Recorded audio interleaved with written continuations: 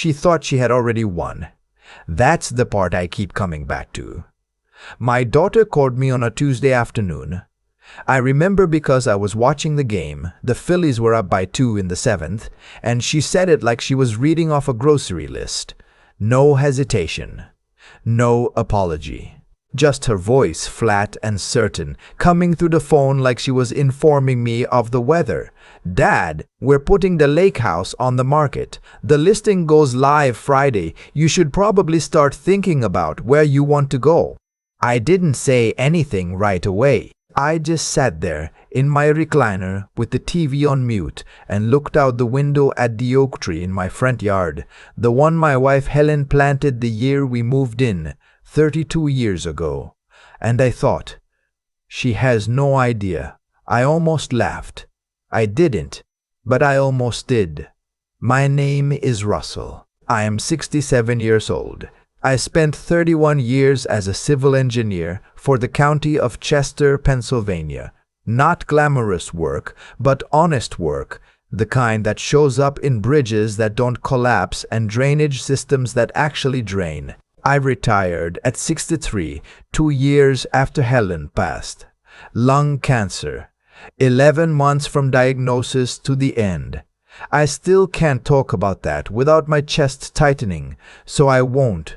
What I will say is that after Helen died, the lake house became everything. It wasn't a fancy place. 3 bedrooms, a screened porch, a dock that needed repainting every other summer. Lake Wallenpaupack up in the Poconos. Helen and I bought it in 1998 for $187,000 for 187 Tibers. We saved for 6 years to make that down payment. We drove up every Memorial Day weekend and every 4th of July, and most summers we'd spend 3 full weeks there with the kids when they were young. My daughter Renata and my son Theo. Renata would fish off the dock for hours. Theo mostly complained about the mosquitoes. After Helen died, I kept going up alone. I know people thought that was strange. A 65-year-old man driving 2 hours to sit by a lake by himself. But it didn't feel strange to me. It felt like the only place where things still made sense. I should tell you about Renata's husband because he matters in this story. His name is Greg. They met in their late 20s, married at 32. He works in financial consulting, or he used to, before a series of opportunities that never quite panned out the way he promised. Greg is the kind of man who always has a plan, a big plan, the kind that requires other people's money to get started. I should have paid more attention to that pattern earlier, but he was my daughter's husband, and she seemed happy, and I told myself it wasn't my place. The trouble started about 18 months before that Tuesday phone call. Renata came to me in October, the two of them sitting at my kitchen table with serious faces, and they explained that Greg had found an investment opportunity, commercial real estate, something about a mixed-use development outside of Allentown, and they were short on the equity required to get in on the ground floor. "How much?" I asked. $80,000. Greg said. I told them I'd think about it. What I actually thought was no, but I wanted to be gentle about it because Renata was watching me with those eyes she'd had since she was a little girl, the ones that made me feel like I was failing her just by hesitating. I talked to my attorney, a man named Phil Gershon, who I've known since the mid-90s. Phil told me what I already suspected: the deal had holes in it. Not necessarily fraudulent, just optimistic in ways that real estate rarely rewards. I told Renata and Greg I couldn't do it. Greg took it fine on the surface. Renata was quiet for about 2 weeks. Then things went back to normal mostly. But something shifted after that. I noticed it in small ways. The calls got shorter. The visits got less frequent. When I mentioned the lake house, asking if they wanted to come up for the 4th like we used to, there was always some reason it didn't work out. I told myself families go through phases, people get busy. I was probably being sensitive. Then Greg lost his job. He didn't tell me directly, Renata mentioned it in passing, almost accidentally, during a call in March. Said he was in transition and exploring some options. I asked if they needed help, and she said no, they were fine. Don't worry about it. I worried about it. 3 weeks later, she asked me if I'd ever considered liquidating some assets now that I was getting older. Her exact words, liquidating assets, like I was a portfolio, not her father. I said I hadn't really thought about it. She said the lake house was probably worth quite a bit more now than when I bought it, which was true. It had appraised at around $620,000 the last time I checked. And that maybe it made more sense for me to simplify and use that equity while I was still young enough to enjoy it. I said I'd think about it. What I actually thought was, here we go. I called Phil the next morning. I want to be clear about something. I am not a suspicious man by nature. I don't enjoy conflict. I spent 31 years in county government specifically because I preferred problems that could be solved with math and engineering reports rather than arguments. I am not the kind of person who assumes the worst about people, especially his own children. But I also spent 31 years reviewing contracts and easement agreements and property documents, and I know what it looks like when someone is preparing to make a move, and my daughter had just started making moves. Phil and I talked for almost an hour. By the end of that conversation, I had done something that felt slightly absurd at the time, but that I am deeply grateful for now.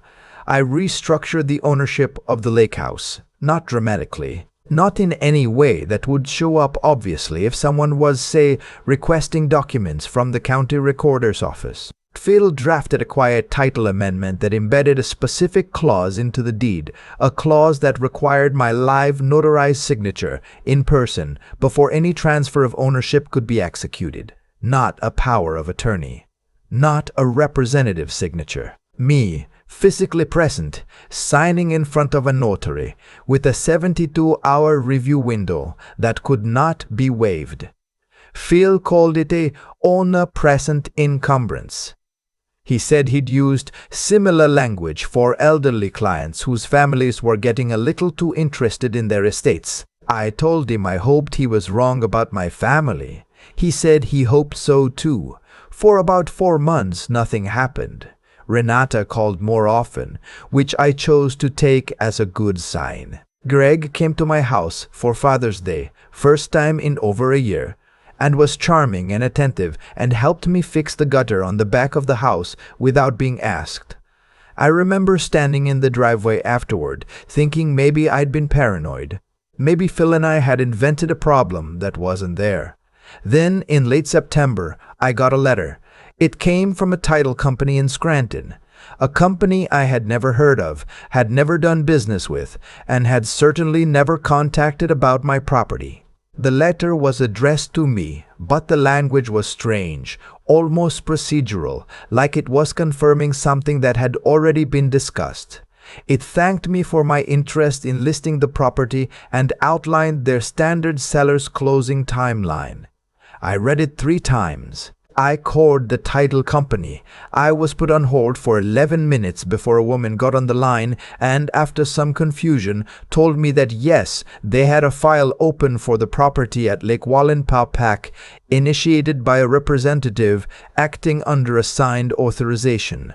What authorization? I said. She read me a document number. I called Phil before I'd even hung up with the title company. Here's what Renata and Greg had done. And I want to be precise about this, because it matters. 3 months earlier, I had signed the general document at Renata's kitchen table. She'd asked me to sign several things that day related to her own estate planning, beneficiary updates, that sort of thing. I trusted her.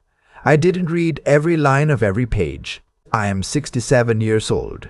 And she is my daughter, and I thought I was signing forms that benefited her, not ones that transferred my authority over my own property. Buried in those documents was a limited power of attorney, narrow in scope, but broad enough, apparently, for Greg to use as authorization to initiate a listing and title process for the lake house.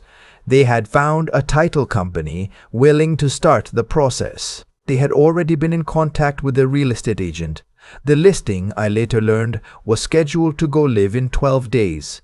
My daughter had been planning this for months. While Greg was fixing my gutter and Renata was calling more often. All of that while this was already in motion. I sat in my kitchen for a long time after I got off the phone with Phil. The October light was coming through the window the way it does in the fall in Chester County. Golden and long and a little bit sad. Helen would have known what to do. She always knew. I just sat there missing her and feeling something I hadn't felt since she died, completely alone. But then I remembered something Phil had said back in June, when we set up that encumbrance. Russell, if anyone tries to execute a sale without your physical presence, the transaction will collapse on its own. The title can't clear. No reputable lender will touch it. I remembered that, and I picked up the phone. I did not call Renata. I called Phil. Then I called the title company back and informed them, politely but clearly, that the authorization they had been given was being used outside its intended scope, and that any attempt to close a sale on that property without my physical presence and notarized signature would be in direct violation of the recorded encumbrance on the deed.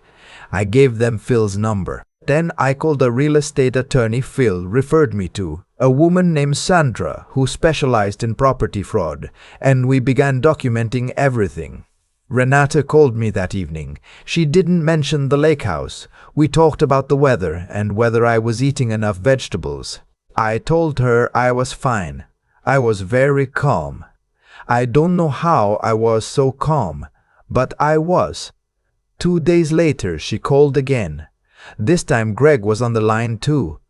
"Dad," Renata said, "we've been thinking and we really feel like the lake house situation needs to be addressed. It's a significant asset and we're worried about it just sitting there. The listing goes live Friday," Greg said. "We think it's the right move." I let them finish. Then I said very quietly, "I know about the title company in Scranton." Silence. I said, "I know about the power of attorney document. I know when you had me sign it and I know what you told me it was for." I paused. "I also know that the sale cannot proceed, and I need you both to understand that before this goes any further." Renata said, "Dad, we were just trying to help." I said, "I know, and I meant it in a way." I think she told herself that story too. I think Greg had convinced her, and she had half convinced herself, that this was for my benefit. That's the thing about this kind of thing. The people doing it usually have a version of events where they're the good guys. I said, "I think you should speak with Phil." The next several weeks were not easy. I won't pretend they were. Sandra filed a formal complaint with the Pennsylvania Real Estate Commission regarding the title company's conduct. Till sent a formal letter to Greg documenting the misuse of the power of attorney. Greg hired his own attorney, briefly, and there was a period of about 3 weeks where I was getting calls from numbers I didn't recognize and opening certified letters almost every day. Renata went quiet. That was the hardest part, not the legal stuff. I'd spent a career navigating bureaucratic systems. I could handle paperwork, but my daughter not calling hurt in a way I hadn't anticipated. I'd keep my phone on the table during dinner in case she reached out. She didn't. My neighbor Terry, we've been friends since our kids were in Little League together, came by one evening with a 6-pack of Yuengling and sat with me on the porch for a couple of hours. He didn't ask too many questions. He just sat there. Sometimes that's the thing. Sandra, meanwhile, was building a case that was considerably more solid than Greg had apparently anticipated. The power of attorney document had been prepared by a notary Greg had used for other business dealings, a man who, it turned out, had some irregular history with the state licensing board. That detail, combined with the way the document had been presented to me, amounted to what Sandra described as a textbook misrepresentation case. Greg's attorney, sensing the direction things were heading, stopped returning calls after the 3rd week. The resolution came on a Thursday morning in December. Phil and Sandra had arranged a meeting at Phil's office, a small conference room with bad coffee and a view of the parking garage on Lancaster Avenue, which is where I've been having important conversations for 30 years. Renata and Greg came. Greg looked like he hadn't been sleeping. Renata wouldn't meet my eyes when she walked in. We sat down. Sandra laid out the documentation. She explained, clearly and without drama, what had been done and what the legal exposure was. Greg's face did something complicated during that part. Renata had her hands in her lap and she was very still. Sandra offered them a choice. A formal agreement to rescind all documents, a written acknowledgement that no further action would be taken regarding the lake house without my explicit consent, and a repayment of the legal fees I had incurred, which came to just over $9,400. In exchange, we would not pursue the misrepresentation claim with the commission. Greg said he needed time to think. Sandra said that was fine, and that the alternative was a formal complaint that would be a matter of public record. Greg took the agreement. I watched him sign it. I didn't feel triumphant. I want to be honest about that. I felt tired and sad, and I kept looking at my daughter's face and trying to find the little girl who used to fish off that dock for hours. She was in there somewhere. I still believe that. Here is what happened after. Renata called me 6 weeks later. It was a Sunday late morning and I was having coffee and listening to the birds outside. There's a pair of cardinals that come to the feeder every winter, and Helen always loved them. Renata didn't apologize exactly. She said she was sorry things had gotten complicated. She said Greg had been under a lot of pressure. She said she hadn't fully understood what he was doing at the time. I'm not sure I believe all of that. But she's my daughter, and I've learned over 67 years that some truths are less important than what you decide to do with what you've got left. I told her I'd like it if she came up to the lake house in the spring. She said she'd like that too. I don't know exactly what we are to each other right now. We're figuring it out. That's the most honest thing I can say. Greg and I have not spoken since the day he signed those papers. I don't know if we will. That's the most honest thing I can say about that. The lake house is still mine. I drove up 2 weeks after the December meeting in the middle of a cold snap, when the lake was half frozen and the dock was empty and the sky was that particular gray that makes everything look like an old photograph. I sat on the porch with a blanket and a thermos of coffee, and I looked out at the water for a long time. Helen and I spent our honeymoon at a little inn about 40 minutes from here. We drove past the lake on the way up, and she made me pull over on the shoulder of 59C so she could look at it. She was 28 years old, and her hair was blowing in the wind, and she said, "Russell, someday we should have a place on a lake." She wasn't asking for anything. She was just thinking out loud, the way she did. It took us 14 years to make it happen, but we did. I sat on that porch and I thought about her. I thought about all the summer evenings and the fishing trips and the 4th of Julys and the late-night card games when the kids were teenagers and couldn't sleep. I thought about how much she would have hated what happened. And I thought about how, in some small way, the thing I had done, making one phone call, setting up one legal protection, years before I had any proof I needed it, that was the kind of careful, quiet thing she always said I was good at. I finished my coffee. The cardinals don't come this far north, but a chickadee landed on the porch rail and looked at me for a moment before it flew off. I went inside and turned up the heat and made soup for dinner. The lake house is still mine, and next summer, if things go the way I hope, my daughter will sit on that dock again, and maybe she'll fish, and maybe she won't, and either way, I'll be there. That's enough for me. That's enough. I've had a lot of time to think about what happened, more time than I wanted, honestly. Those quiet evenings at the kitchen table with my phone sitting there, waiting for Renata to call. That's when most of the thinking got done. Here's what I keep coming back to. None of this happened overnight. not the betrayal, and not the protection that stopped it. Both of those things built slowly, quietly, over a long time. And I think that's the part people don't talk about enough.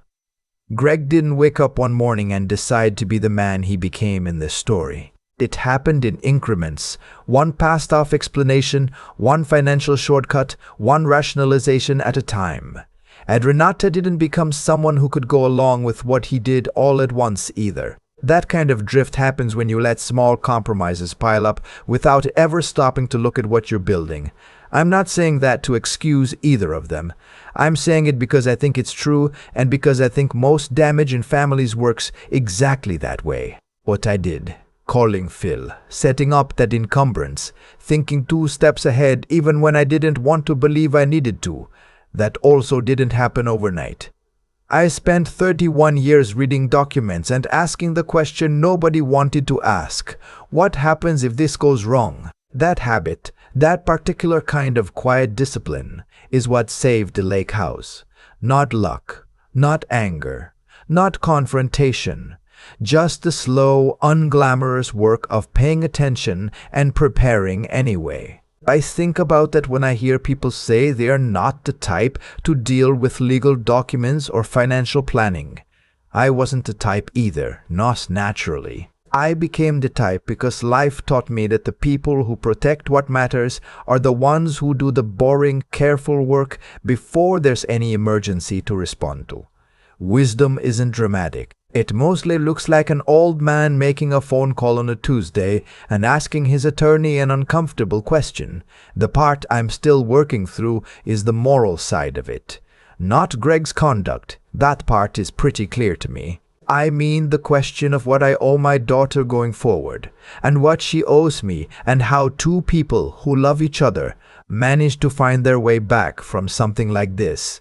I don't have a clean answer. I'm not sure there is one. What I have is a willingness to sit with the discomfort of that uncertainty and keep showing up anyway. Taking her call on Sunday mornings, leaving the door open for spring at the lake, not letting what happened become the only thing that defines what we are to each other. That's the hardest thing I've ever tried to do. Harder than anything in the legal process, harder than any of the paperwork. Choosing every day not to let this be the end of the story. The lake house is still there. The dock still needs repainting. And I'm still here too. Older than I planned to be when things got this complicated, but still here. That counts for something. I've decided it counts for quite a lot.